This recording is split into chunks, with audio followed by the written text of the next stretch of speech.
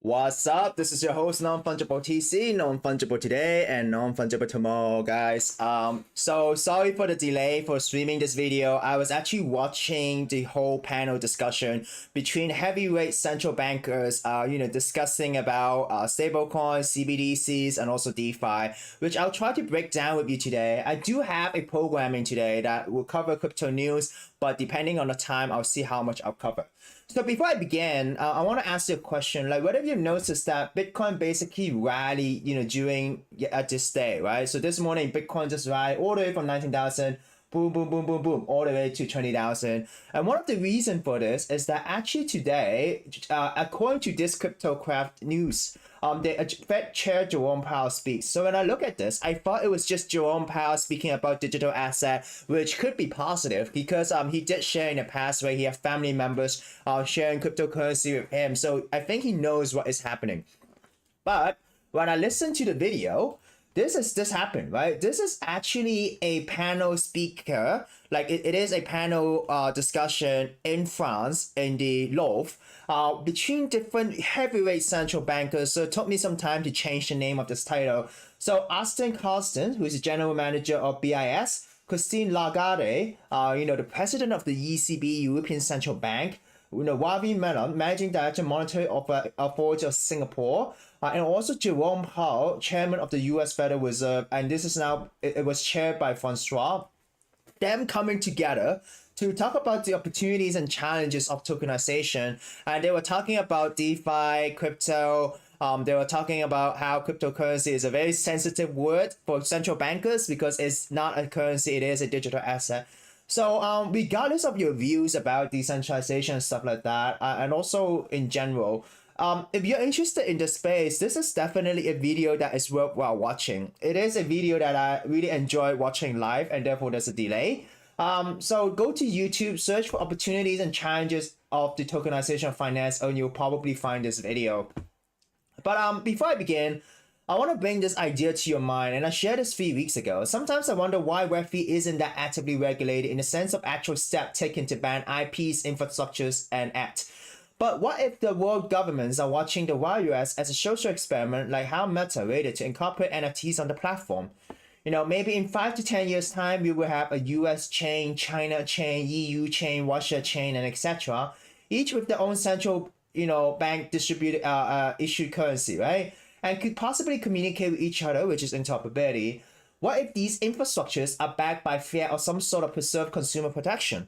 One of the issues of decentralized chain is security and technical accessibility. But if on-chain identity is as easily as a soul-bound token or like a password, this could change. Maybe an electric ID app bundle with an on-chain capability. And if these chains were to offer you a premium to bridge your liquidity there, like an instant 10% premium and safer DeFi mechanism, would you do so, Anon? And if by then they decide to regulate the space by banning IPs, service providers, and ads, would you do so? So this is a potential narrative. Then no matter how bullish we are, all of the current chains, despite its total value locked and usage, could be a thing of the past. This is not financial advice, and I have nothing to back this at all. Just a normal thread thinking about the future of the space. So the reason why I want to start with this intro is that I want to talk about what they discuss in this whole discussion, right? So just to make it more interesting, I'll just play this and then I'll just do voiceover about some summaries so that it's not as boring as just me talking with no visual, okay? So in the beginning, the chair, the panel speaker, asked Agustín, who's the GM of BIS, to set the stage about DeFi, right? So what he was saying is that so far DeFi, there's no regulation, things are happening very quick, it needs to slow down, we need to kind of regulate this thing, okay? And then the speaker introduced the other people who are joining the discussion, which is Jerome Powell, who's from the US, Ravi Menon, who's from Singapore, and also Christine Lagarde, president of the ECB. So Jerome Powell kind of mentioned that we need more appropriate regulation, okay, for crypto and also for DeFi. And then Ravi Menon, the managing director of Monetary Authority of Singapore, he said that you need to look at the different components of crypto, right? Many banks are experimenting tokenization, but with less risk. But then he mentioned that in crypto, there's a lot of speculation and he don't really see the value in it, right? And he used wording such as the time for reckoning is here, but he is most likely positive for stablecoins. And when he say these, time for reckoning and see no value, you could basically see the Bitcoin, 5 minutes or 1 minute chart just dump and then it goes back up, right? So it was kind of fluctuating, but it wasn't a huge fluctuation. So he said that people can see promises in DeFi if there is crypto, like have a role to play in the normalization stage, which will be more promising and speculating, etc. Okay. So then Christina Lagarde, president of ECB, came up to share about her views. She said there's 3 points to crypto. She said in the beginning it was a cultural hype by libertarians to promote this kind of decentralized money. And then it was now widely accepted by PayPal and Visa, but now you have people like Do Kwon on the run as well. So one of the reasons why crypto was gaining momentum is because the search for yield encouraged across the world in lower bound places with lower yields. Crypto is able to promise more yield. And then she said the world was actually caught by surprise by acknowledging, by people embracing cryptocurrency. And then she kind of raised some numbers about 15% of Europe or in the world in general actually hold cryptocurrency. So then they decide to discuss about regulations and innovation. So, the host was saying that usually the US will talk about innovation, but then they wanted the US to talk about regulation, and then Europe will talk about innovation. So Christine Lagarde shared about innovation. She said that DeFi, crypto, like stable coins is promising, but then these stable coins need assets to be backed, right? They need something that they need regulations, or else you'll have something like Terra, right? But only 10% of the world is into crypto or something like that. Or I think she meant 10% of the crypto is disrupted innovation. She did mention that in Europe they are promoting something that people don't use cash in Europe, right? And there is a place, I think there was a referendum in Sweden to not use cash for to settle money in like 10,000 euro or something like that. And then they said Europeans want digital payment. But she did emphasize the point that the central banks are the anchor, right? And then we need to be careful because in the past, there was a time where the central banks were not the anchor. And then we were in the dark ages in terms of stability and stuff like that. So you really do see how these lawmakers, how these central bankers are, talking about stability, regulation, and also systematic risks for the whole world when it comes to CBDC, crypto, and also DeFi. So they said China is ahead. But then the Europe is not doing badly, okay? She said that there is a need for CBDC. But if there is a CBDC, it has to be a convenient medium of exchange. But at the same time, it has to be used for settlement. If the CBDC is overused, there will be some issues on the economy. Therefore, we need well-designed safeguards and need to prevent digital euro to be not just be a means of investment, but a means of payment. Okay, so they're saying that they do not rule out wholesaler CBDCs in a way, but currently this is still very prelim. So at the same time, she said they're open to embrace digital ledger technology. So as you can see, central bankers are not against blockchain themselves. They're not against the technology itself, but they are against the idea of people being their own bankers, right? They're kind of against that because that will have systematic risks, right? There will be the idea of decentralization would kind of cause risk to the economy if everything is decentralized. Because when people talk about stablecoins, they think that it's actually backed by fiat, it's backed by public money, but in fact it is not. It is a private entity, saying that it's backed by something. So that's the biggest concern, especially when they saw the Luna crash.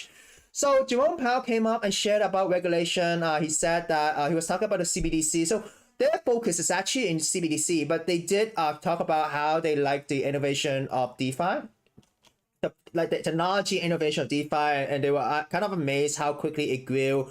But it doesn't mean that they buy cryptocurrency. So it's a whole two different things. Buying the technology versus buying the existing cryptocurrency is two different things. Okay. So Jerome Powell is saying that they have a proud history in the US to work with private sector to promote responsible innovation. So responsible innovation is the key word. They said that in the past, when the check was obsolete, the Fed was there to foster that transition. So they say that in 1 year's time, they're gonna roll out an instant payment system that the Fed is developing. And they say that with regulation is important to create a leveling playing field, so everyone is on the same level playing field. But then he said that there is regulatory challenges versus stablecoins and versus unbacked crypto asset. So he also said that same risk, same regulation, because stablecoins have same resemblance with traditional financial activity, that it should have the same safeguards as well and the same standard, right? That the same standard of regulation. So he did mention that crypto DeFi is a novel paradigm shift. There's an intermediary, but at the same time, this create new risks. So there is work to do in DeFi. He talked about there is unhosted wallets like crypto wallets, but then just open up opportunity for money laundering and things like that. So he did mention that the whole space is a borderless world. And there's a question mark for them is that if all of these regulatory entities in DeFi is done by algorithm, how do regulators regulate this, right? So he said that what practices are acceptable, and for example, new tech can definitely help the financial system, but we need to set practices, right? They are saying that some of these yields or something like that, some crypto are some superficial. And the reason why you have such a high yield is because you have cost saving, right? Because you're ignoring the risk. These DeFi platforms are not kind of going through the legal procedures or whatever, and therefore the overhead is lower, right? And therefore there is cost saving, and that is why you have these high yield, but then there is a lot of risk. So he's saying that stablecoins is mostly used on crypto platform to settle payments, but many stablecoins issuers are right now trying to reach the general public. So the main focus on regulation is that should stablecoins be used more public facing, right? So he said that they have agencies under the Treasury, the US Treasury, put together a proposal to encourage Congress to pass regulation. So they are working on a bill which is constructive. He did say that cash, although declining, is not going to disappear. Central bank is here to provide a stable, trusted anchor, and therefore they have to evaluate the policy concerns, the technology concerns, but have not really decided to proceed for some time. So I think this is the we got to the CBDC, but at the same time they're working in collaboration with Congress and the executive branch. So they say that it will take a couple years to maybe come up with stablecoins or really have a decision in the whole space to really observe the DeFi space and stablecoins and CBDC. So my question will be, if it takes a couple years and if cryptocurrency is being more adopted and there's more regulation in a couple of years, could 2024 the next Bitcoin halving be the real bull run that we're looking for, right? So he also said about stablecoin regulations versus normal money. It is a reasonable observation. The general public look at stablecoins, assuming that it is a money that is being backed by fiat, right? So they're saying that they need regulations and also promotion to let people know that, hey, these stablecoins are actually being issued by the private sector and not the central bank, and there is an inherent risk, right? So he mentioned that stablecoins cannot handle withdrawal when there is a bank run. So there was a case where the Fed had to step in private money, and then he said that private money needs appropriate regulation. So I think one of these biggest concern about stablecoins and also DeFi cryptocurrency in general is these central bankers do not like private entity taking up their role, right? Because in order for you to issue currency that is interoperable, that's traded, you need a lot of regulations and also policy and a lot of legal things to support it rather than just program. So Ravi, the MD from Singapore, he basically said that there is 3 different brackets, which is really interesting. So the first one is public and private money, right? And also his question is that what is it about crypto that has changed the thinking about this, right? Why are people moving to the private money? So he said a lot of money are actually public money, right? With central bank as the anchor, and then there is regulatory supervision, and then there's liquidity ratios and etc. So deposit and also the traditional money is not programmable, right? It cannot be put in a digital ledger, cannot be used in cross-border payment and etc. And therefore maybe this could be a reason why crypto kind of got some hype or thing. So he is saying that we need programmable and contender, which that could be CBDC, okay, rather than just a private sector stablecoin, right? So he also mentioned that Right now, there is three contenders. The first one is CBDCs, which is issued by central banks. They are working on it. All the banks are kind of working on it. But the other one is stablecoins by the private sector, and the third one is tokenized deposit, which tokenized existing bank deposit, which is being experimented, right? So if these monies could be programmed, then the critical problem can be solved. So he sees that there is no need for a retail stablecoin, but people should. He said that people have a choice, right? People retail, if they want to use private sector stablecoin, then they can have a choice, right? So he's saying that at the same time, in terms of jurisdiction, it is difficult for CBDC because different regions will have different standards when they issue the central bank digital currency. So it would need an international community to work together to do this, right? He still thinks that algorithmic decentralized stablecoins could be a huge problem. There's a systemic risk, and also the DeFi conceptuality is difficult to solve.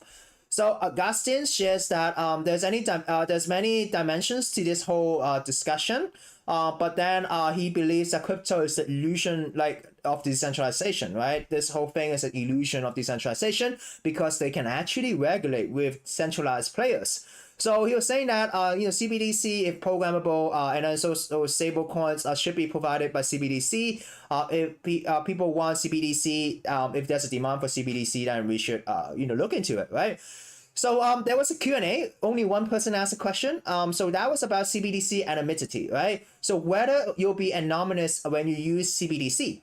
So Jerome Powell said there is no decision to proceed yet, but there is a discussion paper in January about CBDC. There is 4 characteristics. The first one is intermediated. The second one is privacy. And the third one is identity verified. So it means that there will not be anonymity like the other stablecoins or cryptocurrency. And if you think about it, the anonymity for crypto is actually a perceived anonymity, right? If you know a person's wallet, you can basically track everything, right? So anyways, and he also said that this CBDC has to be transferable and interoperable, okay? Christina Lagarde says that there was a survey with different Europeans. They believe that privacy is the first concern. But at the same time, there will be no complete anonymity like banknotes, but limited, okay? But the level of disclosure will not be a central bank level. So that is pretty much the whole, I think, an hour discussion about the different parties talking about what they think with regards to CBDCs, stablecoins, DeFi, and also central bankers' role. So today I want to talk about the crypto market, like why are we rallying, right? And one of the reasons for this is that if you look at this, right, Fed Evans says that he's getting a little nervous about going too fast with rate hikes. So he's saying that the Fed's saying that, hey, we might be raising interest rate too high. We're crashing the markets, right? So all of this makes people think that maybe the next rate hike will be less aggressive. And, maybe we are at a very low price already, right? And therefore, this could be a reason why the market rally. But another really interesting insight is that Biden team is actually monitoring market amid volatility, the White House says. So Biden got a global update conditions on briefing Friday. They say U.S. is well positioned, no comment on UK policy. Though this is an article that just came out yesterday. So the White House is actually continuing to monitor global markets. So why are they monitoring global markets? You say a lot of people say this is politically, fueled because the United States election is coming, right? And the Democrats have to do something. Like you can't have the market crashing and people supporting you, right? So the U.S. state election is actually coming in November 8, 2022. So people are saying that maybe in October we'll see a positive month, so that it looks good in the Biden administration, and then maybe they will win nicely in the midterms elections. Okay, so this could also be the reason why the market is rallying. But now I think because so this is the 15 minutes, right? So after all the noise now, the market is now trading with the Nasdaq, which is open very soon. So I think one of the reasons for this is, of course, U.S. midterm is coming, and also because of the central bank, people were discussing about CBDC, stablecoins, and maybe crypto, and that makes traders think that cryptocurrency is being recognized by central bankers. They're gonna talk about it, and therefore it was quite bullish. And it was kind of trading against the traditional market, but at the same time, you look at the traditional market, Europe market, Asian market, and also pre-market in the US, all green. So pretty much maybe we have seen a very huge sell-off in the last few days. So crypto market cap is now almost back at 1 trillion. Bitcoin 20,000, Ethereum at 1,394.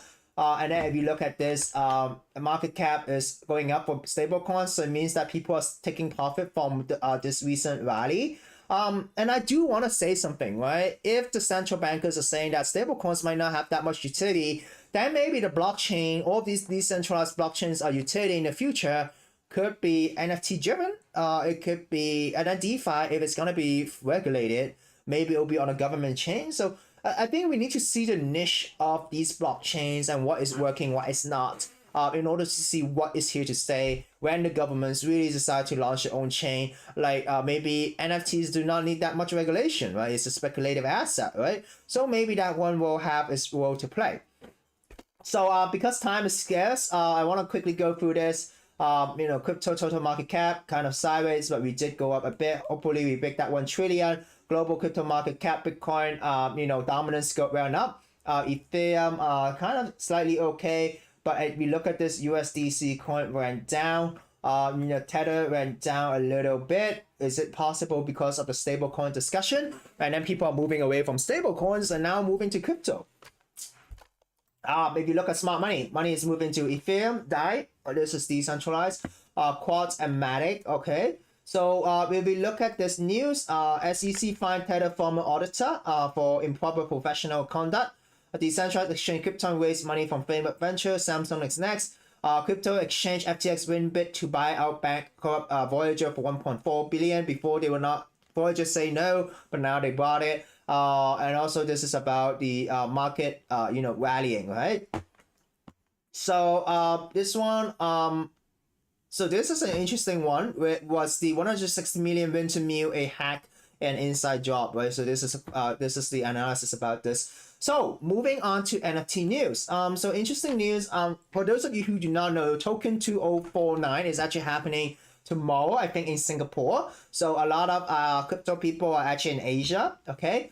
And yeah, it will be interesting. So Part X copy hacker art to feature in Singapore NFT exhibition. So this one, crypto market cap, we kind of talk about this as well.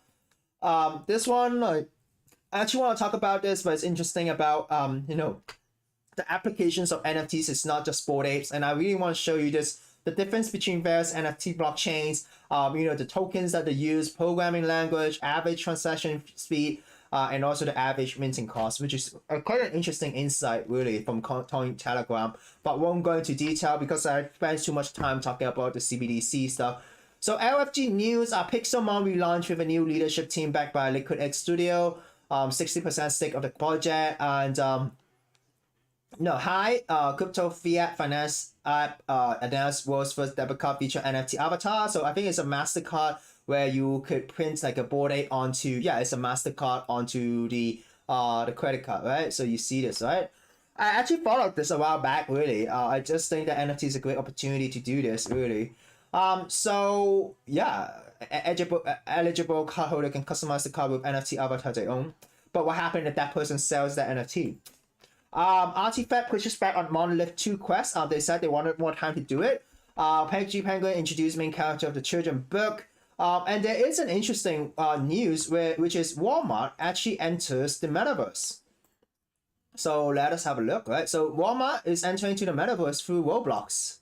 So from film to fashion, whatever you are into, let's have fun into it. Come here for the inspiration, stay for the verge, like virtual merch and live performances. So this is the video, and I do want to share something with you. I'm not sure a lot of people will understand this whole thing, but if you look at this, this is Roblox. People think Roblox is a game, but to be honest, I think Roblox is actually one of the best performing metaverse platform out there, even though it is not Web3. Because a lot of Gen Zs are actually on Roblox, and they have a lot of big partnerships, right? Or else, why would Walmart partner with Roblox to launch the land over there? Because a while back, shared this report, right? Actually, the metaverse isn't for me, millennials. It isn't really for baby boomers. Brands are actually entering into metaverse because they want to target Gen Z. Because if you look at Gen Zs, they have created avatars in video games. They hung out with friends. They, purchase virtual and digital good, rather compared to millennials, right? So that's why, guys, digital goods does not necessarily means NFT and crypto, right? Because millennials are into crypto and NFTs. So it really shows you that, when brands enter the metaverse, they might not be targeting the Web3 people. They might be just targeting the near future.